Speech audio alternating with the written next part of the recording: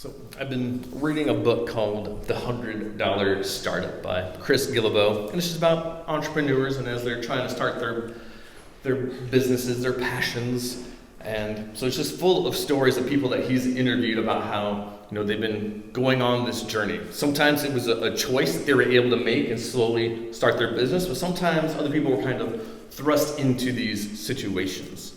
And one of the first stories he talks about is a guy by the name of Michael Hanna, who had been, he's a veteran salesman, had been in the business for over 25 years. I mean, it was the year 2010. And so just on a regular day, he got called into his boss's office, and all of a sudden the HR representative steps in as well, and they said, times are tough, and unfortunately we're going to have to let you go. And they literally handed him a box and escorted him to his desk, picked it up, and out of the office he went. As he was going home, he wasn't sure how he was going to share this with his wife and two kids about how now he doesn't have his job anymore.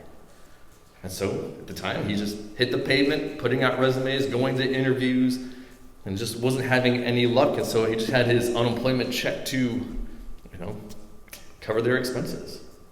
And then one day, one of his friends called him up and said, "Hey, I got a truckload of mattresses. I'll sell you to them at cost, and then you can sell them on Craigslist or whatever and turn a profit that way." And so Michael called his wife and was like, "Hey, is it okay if I buy a truckload of mattresses and we give this a shot?"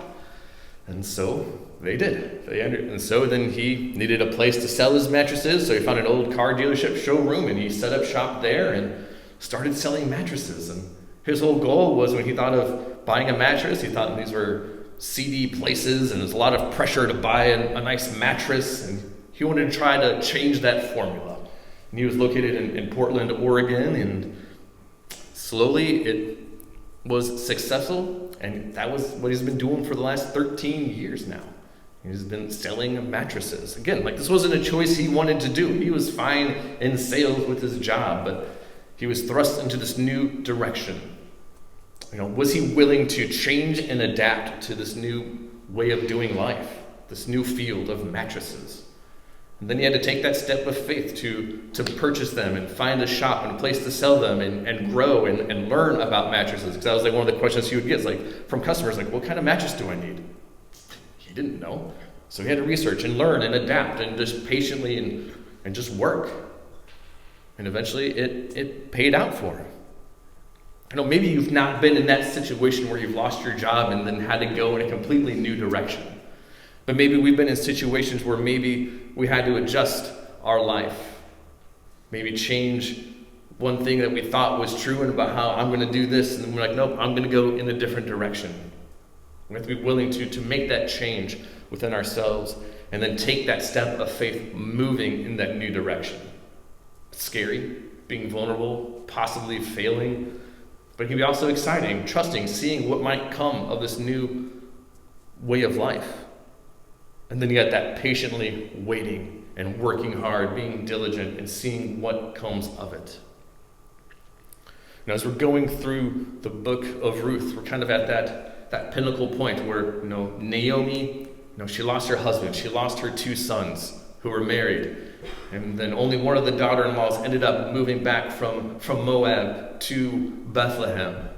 They took that step of faith. And then they found Boaz, a relative of Naomi's, and he was gracious to Ruth and provided food for them. But there was still more. Naomi, as a mother-in-law, as we'll see, wanted Ruth, her daughter-in-law, to have a husband. And we see in chapter 3 about how they begin to move in that direction. And really behind the scenes, God is working. He is putting all the pieces into place, all the timing and people's thoughts and emotions, and he's moving them in this direction. And so the question I think we can answer or ask in chapter 3 is, how do we follow God's lead in our life? It can be difficult.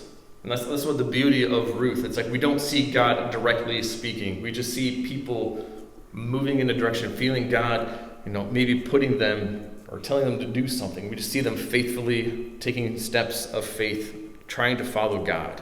So how do we do that? What are things that we see in their lives that maybe we should apply in our own lives?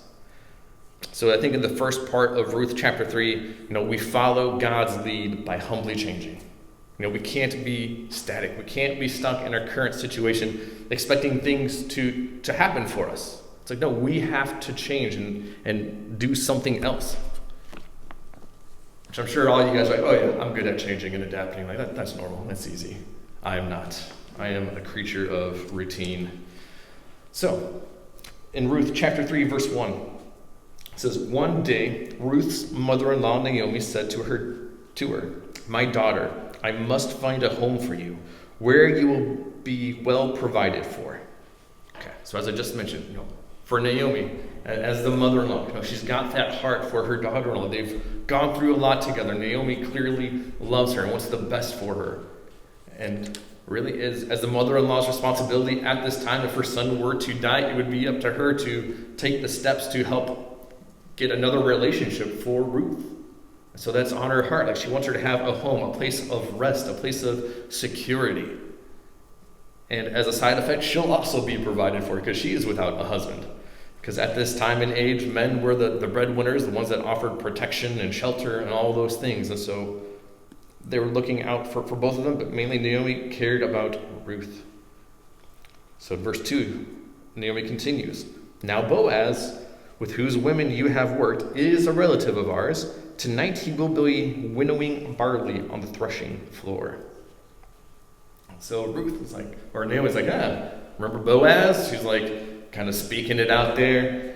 He's going to be, winnowing barley. And you're probably, what's winnowing barley? And it's like they have to go out to this threshing floor, which would have been outside of the city gates up on a hill. They'd be beating it, and then you'd have a fork, and he'd be throwing it up in the air, and the wind would blow the chaff away, and the grain would fall on the ground. And so they do it at night, because during the day you have the harsh winds, but at night it's cool, gentle winds. It's a lot easier, and you're not in the heat doing this work. And he's doing it at nighttime, because it's cooler. And so she's like, hey, he's going to be out there by himself doing this tough work. And he's a relative of ours. Hint, hint, nudge, nudge. And so she goes on with this whole plan in verse 3. Wash, put on perfume, and get dressed in your best clothes. Then go down to the threshing floor. But don't let him know you are there until he has finished eating and drinking. When he lies down, note the place where he is lying. Then go and uncover his feet and lie down. He will tell you what to do. Okay, so we have this whole plan laid out. And there's a number of different ways that we can take this and understand what is going on. And first, just to put some context here, it's like these men are going out to a threshing floor by themselves in the middle of the night to do this hard work. And again, this is the time of the judges where people were doing what was right in their own eyes. It would not have been uncommon for prostitutes to go out to these lonely men to comfort them. And so then you have this whole picture of Ruth. She is washing, putting on perfume, putting on her best clothes, going out here. It's just kind of like, this is kind of scandalous. Like, this is, for two people of character, it's like, really? But we should trust, what we have read in Ruth so far of Naomi and Ruth. No, these are two women of good moral standings, of good character. That is not what Naomi is trying to insinuate here, that Ruth should go do this. Because there's other ways we can understand this. We see a similar process happen in 2 Samuel chapter 12 with David. In this story, David's son is very ill and sick. And so David enters in this time of mourning and pleading to God to intervene to save his son. But then eventually David gets word that his son has died. And so then to end this period of mourning, what does David do? He washes himself. He puts on perfume. He puts on his best clothes and goes to the temple to worship God. And so if we think about Ruth, what is going on in Ruth's life that we know? She's a widow. Maybe she has been wearing her widow garments this whole time. That would have been very common. And this would also explain why Boaz has not approached Ruth in marriage or some sort of relationship. Because, again, we know Boaz. He is an honorable, respectful man. So he would not want to push himself onto Ruth. He would have wanted to respect her as she is mourning her husband. So my best belief is no, Naomi is trying to encourage Ruth, okay, you've been mourning the death of my son for long enough. It's time to officially end this period of mourning. Wash, put on perfume, put on your best clothes, and then go to Boaz and let him know that your situation has changed. So Naomi, as a mother-in-law, is graciously trying to encourage Ruth to make a change in her life. And we see her response at the end. In verse 5, she says, "I will do whatever you say," Ruth answered. And so we just see her humility here and willingness to go and do this. Again, from their perspective, they have completely innocent motives. But as we find out from the worldly people out there who may not be knowing what's going on, it's like, that is still kind of scandalous what is going on. Because it's still a single woman going out at night with another man. Like, it's just fraught with that scandal. But like this willingness to change. It's not always easy for us. We all aren't going to be Ruth all the time. Be like, yeah, I'll change. I'll do whatever you tell me to do. Sometimes we push back at that. And me, again, I am a creature of habit, and I am very cautious, especially when it comes to driving. If I need to get gas and I'm on a path somewhere, and I see a gas station where I have to make a left turn, then I have to make another left turn to go to it, I'm not stopping at that gas station. That is 2 left turns I don't want to make. So I will pass that one and hope, and I will change my route, go out of my way to find one where I can make a right turn in, right turn out, or one that's by a stoplight, so that I can make it safely with no stress, especially if there's like multiple lanes of traffic. No thanks. That is a risk. Abby, in her graciousness, knows this about me, and she just accepts it. But there's like another time we went to the 2nd Street Park, Mike Waters Park, and we walk there a lot because it's pretty close to our house. And when you walk up South Street and then you cross 2nd Street, like there's not a stoplight there, but there's that crosswalk there. You can hit the button and the lights will flash. Man, that stresses me out. Because like you hit the button, but then you're still dependent on drivers to recognize those lights that are flashing, and then you can walk safely across. But it stresses me out. And there's one time we were leaving the park, and I kind of had to go to the bathroom, and I'm like, okay, let's walk all the way down to McKinley, which is 2 blocks away because there's a stoplight there. I'm like, then we can walk down that way, and then maybe we'll circle back to South Street because there's another stoplight there. We can cross the street there. Abby looked at me. She's like, Steve, you're insane. She's like, don't you have to go to the bathroom? I'm like, yeah. I'm like, I don't like that crosswalk. She's like, Steve, it's so like half the time to just go across that street and go down. I was like, okay, I'm being unreasonable. I'm being stupid here. Like, okay. And so she had to call it out. I graciously changed in that moment. There's plenty of times where I'm not gracious, but in that moment I was like, okay, you're right. I should conquer this fear of crossing this crosswalk with the lights. And I did it, and we're safe. And I've gotten better at it as we go there a lot. But again, like, willing to change, willing to recognize these inconsistencies, these funny quirks, as we like to call them, and adjust and change. It's the same in our faith. Sometimes we get stuck in our routines and our patterns and our comfort zones, and we're like, I'm good here.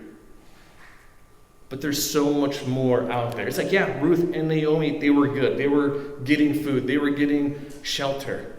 But there was so much more that God had for them. Because remember, the big overarching story here is the royal line of Israel. And so for there to be this royal line with Ruth, Ruth had to be married. She needed to have kids. And so Naomi's like, it's time to change. It's time to move on. God's got, whether Naomi knew it or not, but God had something bigger. And God was using Naomi in this moment. So for us, we can't always get static, but we should be willing to change and adapt and take these steps of faith, because knowing that God's got something for us. So the application here is like, we must be willing to change. When people speak into our hearts and into our lives, can we hear them? Can we receive that? Or do we just like, no, I'm good. I'm good where I'm at. I like what I like. It's like, no, let's receive that well and see what God might have for us. Like Ruth, she's like, whatever you say, I will do. And so let's see how this plays out. So verse 6. So the next point we'll see is we follow God's leading boldly. It's this next point here. And then verse 6. So she went down to the threshing floor and did everything her mother-in-law told her to do. When Boaz had finished eating and drinking and was in good spirits, he went over to lie down at the far end of the great grain pile. Ruth approached quietly, uncovered his feet, and lay down. All right, so Ruth goes down there. I'm sure in a very non-creepy way, just keeps an eye on Boaz, watches him does his work, eat his meal, drinks. Again, he's in good spirits. He's not drunk. He's feeling good. And so he's going to be out there all night. Again, like he stayed out there all night because, again, this is outside the city walls. This is all his grain. This is his business, his profit, his security. So he is going to lay there and protect it from any animals or thieves that may be coming by. And so Ruth is just keeping an eye on him. And he lays down and goes to sleep. So, yeah, and she quietly uncovers his legs.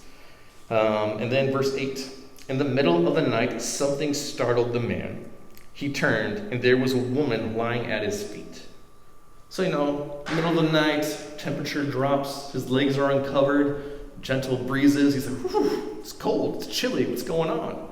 So he goes to throw his outer garment back over his feet, and he notices a woman lying down there. Again, not uncommon for a prostitute to be coming by. He's like, what's going on? We pick up verse 9. Who are you? He's like, what is going on? Why is there a person laying at his feet? I am your servant Ruth, she said.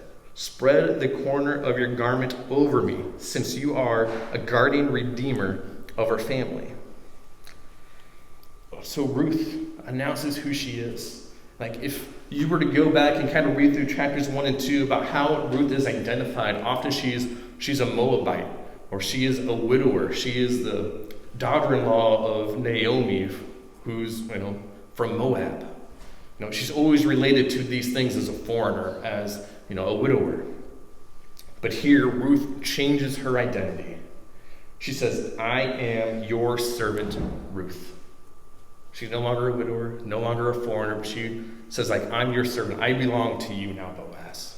So she's making her intentions clear. Then she gets even more direct. She says, spread the corner of your garment over me. Now, this is an idiom basically at this time for marry me. She's being very direct, which would have been unheard of in this time.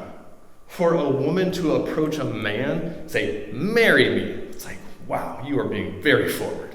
But not only that, it is a foreigner, a Moabitess, approaching a man, an Israelite. And then it's her boss.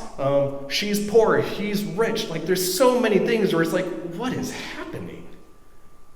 But we see Ruth being bold and approaching Boaz in this way. And then verse 10, we get Boaz's response. The Lord bless you, my daughter. His immediate reaction is to bless her and just encourage her.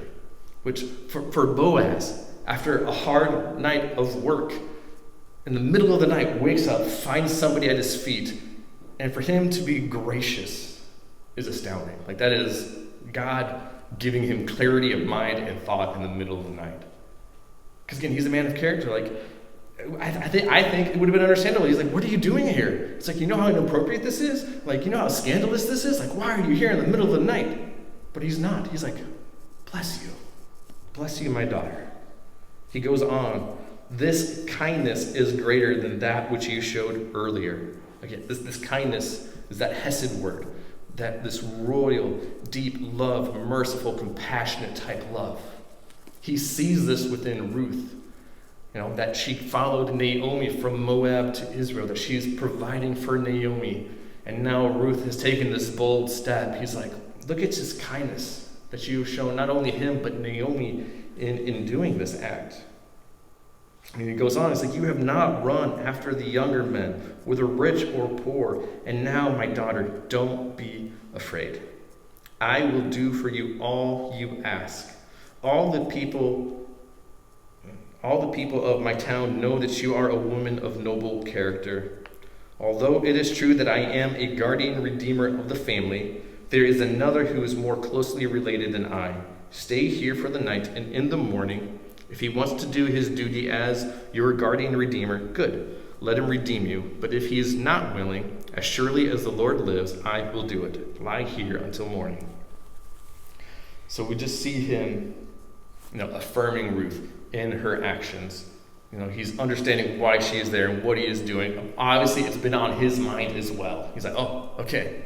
She's changed her clothes. She has changed her outlook on life, and she is ready. He's like, all right, let's do it. He's like, we will get this figured out tomorrow morning. This guardian redeemer, again, it was the mother-in-law's duty to know who should be the next person to marry her, because it was Israel customs that if someone's husband were to die, it would go to the next family person, which I know is like outside of our understanding and comprehension, but that was their times. And so Boaz, again, good man of integrity. He knows that there is a family member closer than he is that would technically have first rights to marry Ruth. And so he's like, okay. It's like, in the morning, we will talk to him. We will see what he wants to do. He's like, but if not, I will marry you. It's like, you will be taken care of no matter what. And so we see him humbly serving Ruth, which again, is just like a role reversal. Boaz showing humility here. And then verse 14. So she lay at his feet until morning, but got up before anyone could be recognized. And he said, no one must know that a woman came to the threshing floor. He also said, bring me the shawl you are wearing and hold it out. When she did so, he poured into it 6 measures of barley and placed the bundle on her. Then he went back to town. And so we see in the morning, they got up really early. Again, Boaz is wanting to protect both of theirs character within the city. And so he sends her out before anyone could recognize anything. So it's still a very early morning. But then not only that, he gives her a bunch of grain, a bunch of barley. Maybe it's to protect her. It's like, oh, Ruth went to Boaz to get some food. Like, everybody knows that relationship goes on. It's like, oh, no big deal. Nothing suspicious is going on here. But the amount, while they don't know what 6 measures of barley is, the best that scholars can determine is that it's a lot of barley, like 30 to 40 pounds worth. Like, that would have been a huge shawl Ruth had been carrying home. Like, oh, that's a lot of food, but it would provide for them. But again, you see Ruth taking this bold step of faith, vulnerability, and like Naomi kind of left it open. Like, you do this, and then you do whatever Boaz tells you. Whether good or bad, we don't know if Naomi, but I think Naomi had a good feeling about this. Mother-in-laws can recognize things before we can. But, they sent him out. And Ruth, faithfully and obedient, did it all. This story reminded me of when I approached Abby to ask her to start dating many, many years ago. We had been friends for a number of years at that point. In around August, October, I started thinking, I think I'm going to ask Abby out. I think I might do it. January, I thought about it for a long time. Because I had my reasons. We had seen another couple at church who was really involved. We were a small church, about the size of Merge here. And the relationship ended badly. And it just wasn't good. It caused ripples. And not to think proudly of Abby and I, but we were also very involved. We were on the worship team. We were in a small group. We were, always active in whatever was going on. We were there. And if this relationship didn't work out well, it would make things really awkward. And so I took my time thinking, and eventually, January 24th, 2014, it's my brother's birthday. It's the only reason I can remember it. I asked her out, on a Friday night. We went to dinner before our youth ministry that our church did on the Friday night. We had a good dinner and went to Potbelly. It's a sandwich shop, having a good conversation. And at one point, I was very direct. I was letting my intentions be known. I was like, Abby, I really like you. I think there's a lot of good qualities I see in you, and I really like our friendship, but I would like to pursue something more intentional and see if there might be something there. Abby looked at me with a blank face. I was not a flirt. She had zero idea that I was interested in her. And she's like, oh, I'll need to think about that. But for me, I had 3-4 months of I think I'm going to do it. I think I'm going to do it. I would talk to some close friends, I like Abby. I think I might do it. They're like, do it. And then I think for a couple more months, I was like, that build up for me, like that took everything within me to be vulnerable, to be like, Abby, I like you. I'd like to do something intentional, which I'm sure is probably really weird, but that's how I do life. Just a little different. But I took that step of faith, put myself out there. We'll finish the story in a minute. I won't leave you hanging. But when we feel that leading, hopefully we can be bold. And what's funny is once we were engaged, Abby's mom, they had visited back in October, where I was thinking. And they're like, yeah, we had a feeling, because I was weird around them. I would go up and visit them when they were visiting our church, and they're like, yeah, you just acted a little bit different around us. They were completely aware immediately from when they met me. So mother-in-laws know. But we should be bold. We should be willing to take those steps of faith, of being vulnerable. That's not easy. That's not in our instincts to be vulnerable, to express what's going on inside of our hearts and our minds, and trusting God. But we should hopefully know that God will lead and guide things to fall into place, just like Naomi was encouraging Ruth to take that step of faith, to be vulnerable. She trusted Boaz. She knew who Boaz was, that he would respond favorably because he was a man of integrity. So Ruth was able to do that. And by God's grace and his bringing all things together, he made it work out. Again, it's terrifying. It makes you nervous. But when we do it, God will meet us where we are. He will allow things to fall into place. And that's exactly what happens. Because to end chapter 3, so we follow God's lead by waiting. Yeah, our favorite thing, right? Standing still, just going through the motions, or persevering well, waiting. So we pick up in verse 16. When Ruth came to her mother-in-law, Naomi asked, "How did it go, my daughter?" I'm sure she was just chomping at the bit all night, wondering what is going on. So as soon as Ruth gets home, she's like, "What happened? What's going on? Did anything happen?" And so then she told her everything Boaz had done for her, and added, "He gave me these 6 measures of barley, saying, 'Don't go back to your mother-in-law empty-handed.'" And so it was clear that Boaz gave this barley to give to Ruth, to give to Naomi, to bless her, maybe say, thanks for helping out and getting Ruth to change her clothes, or maybe it was him paying the bride price. We don't really know, but it was for Naomi. It's just a blessing, as a thank you, all this food. And then Naomi, in verse 18, then Naomi said, "Wait, my daughter, until you find out what happens, for the man will not rest until the matter is settled today." I love that. She's like, he'll get it done today. Apparently, Naomi knew that Boaz, he's motivated. He was waiting for this moment. And he was just going to act on it right away. But still, I'm sure for Ruth, gotta wait, gotta see what happens. Is Boaz going to be able to marry her? Or is it going to be this other relative that's closer? Is it going to be him? I'm sure that period of anxiety would be tough. So for me, Abby, at that dinner table, I'd asked her, and she's like, "I need some time to think about it." 4 weeks. And it was okay. I had 4 months. And so she waited. She thought about it. Because she too was thinking about the same things I was thinking about. We're a small church. We want to do this right and intentional, and we don't want to make things weird because we love our church community. It meant a lot to us. And so she was actually going to the same friends I was talking to. And so she was asking, what do I do? Should I do it? Should I not? But eventually, God gave her the peace and the contentment that, okay. And so mid-February, after Valentine's Day, we don't want to start that right away, she's like, yeah, let's do this. And it was great. So we dated for 4 months. So we started in February, or I guess 6 months. By August, we were engaged. Next May, married. We just knew, and we did it. It was great. And it was all just God's grace and his timing and waiting and patience. That 4 weeks, that was rough. Just waiting. I'd see her at church. I'd see her at small groups. See her on the worship team.